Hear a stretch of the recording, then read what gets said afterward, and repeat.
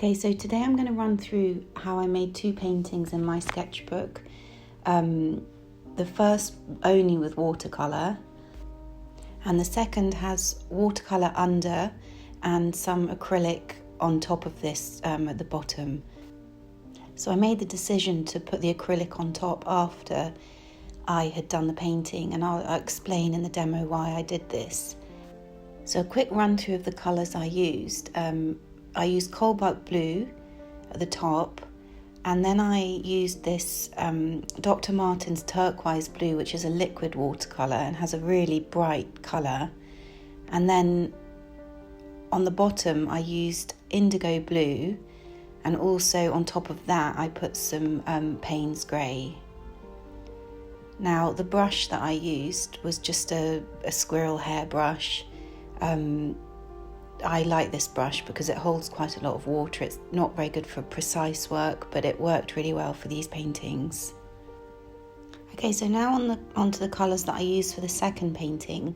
My intention was to do the two paintings quite similar, but I wanted to try out this Dr. Martens True Blue liquid paint that I had instead of the turquoise, and I intended to use very similar colours to the first painting, but I actually ended up using slightly different. So the first one was cobalt blue, and then I had this Dr. Martens True Blue, and I actually ended up adding some French ultramarine, and that was a decision that I made after as well, because I just felt like it needed a little bit of that colour in the corner next to the True Blue.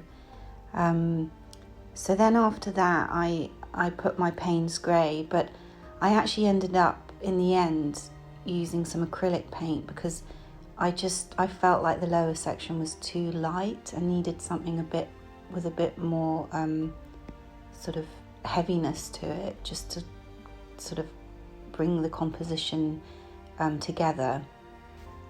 So those acrylic colours were cobalt blue and Payne's grey mixed together. Okay, and another thing I want to mention is that unfortunately when I put the acrylic paint down I didn't press record, so that part skips in the video, so sorry about that. Okay, so let's get started on the first one, and I'm going to put a lot of this to music, so if you feel that you want to know what I did at any particular point or you've got any questions, then just add a comment and I'll get back to you or send me a message.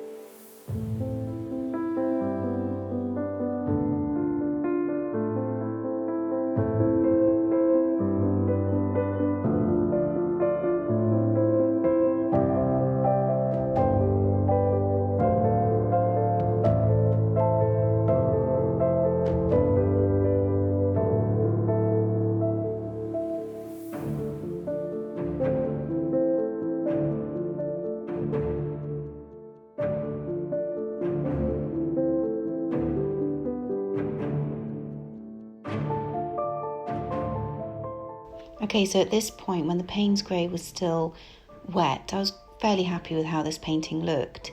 But watercolour always dries lighter, and in this case the Payne's grey really did dry quite a bit lighter.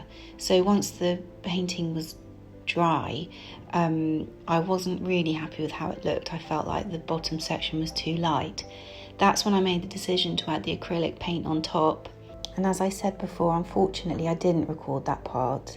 But when I mixed this acrylic paint together, I added a bit more blue because I felt like the contrast between the very blue middle section and the grey at the bottom was too much. So this is an example of how when you're doing these kind of paintings or sketches, you just need to go with what's happening, and you can change direction as you go depending on what happens with the painting. And that's what I think is quite exciting about doing quick paintings like this. So anyway, I hope that you have enjoyed this demonstration, and please hit the like button and subscribe to my channel if you want to see similar videos in the future. Okay, thank you. Bye.